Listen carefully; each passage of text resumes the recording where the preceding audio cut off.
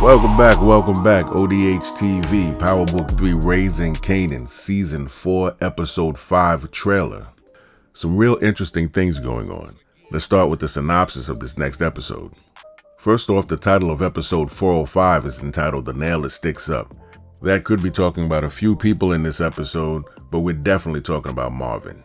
We all know if you're walking on a wooden floor or down a flight of stairs and a nail is sticking up, you could step on it and hurt yourself, wind up having to get a tetanus shot, have all kinds of problems.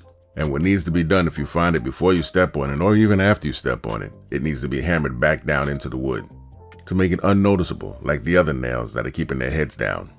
It goes on to read, Rock and Marvin navigate a dwindling supply of product while Lou and Imani scout artists together. Joy's condition worsens. Famous's mother desperately tries to find him. Don't forget to hit that like button and that subscribe button. Let's keep it going. When I move with the plan and the purpose. So when she says this, she's definitely speaking with Quan. That's his office, that's his couch. She may be giving him an ultimatum or trying to figure out her supply until the Afghans make a decision about making her the supplier. But we already know there will be problems because Kanan already met with Quan behind Rock's back. Press hard, but not too hard. Word.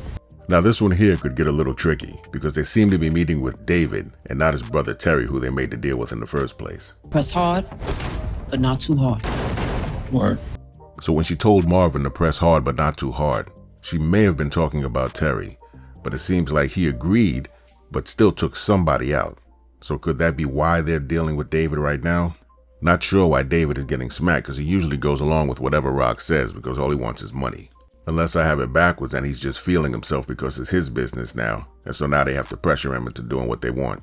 Kanan Stark is into a whole lot of bad things. Being his best friend is dangerous business. So Kanan is definitely taking Snaps and Pop's advice. He's storing money in a storage now as a reserve so that in case he gets robbed, he can still pay other people what he needs or do whatever he needs with that extra money. So here at the police station, Detective Garcia could be speaking to one of three people. He could be speaking to OC, he could be speaking to Famous's mother, or he could be speaking to Captain Baptiste. I'm leaning toward Famous's mother when he says, Kanan Stark is into a whole lot of bad things. Being his best friend is dangerous. He's most likely trying to get her to believe that Kanan had something to do with Famous's disappearance. Keep doing what I tell you to do, you'll be alright. Kanan's definitely not happy with OC. You see the way he has his hand on his chest. You don't do that unless there's a problem. Kanan may still be upset about the robbery and may start to get suspicious.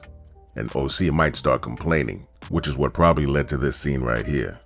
But we already know what I think from the last video I made about OC probably working with Unique. You can click the link to the video here up top. I'll also leave a link in the description. You still ain't talked about what you did.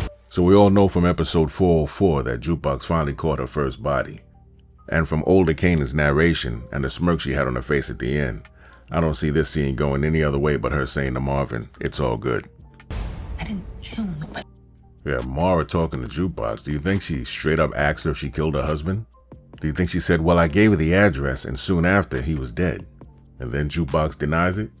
But the big problem here is when they left Aaron's place after they knocked him off, I didn't see if they took the gun with them or not. I don't know what they did with it.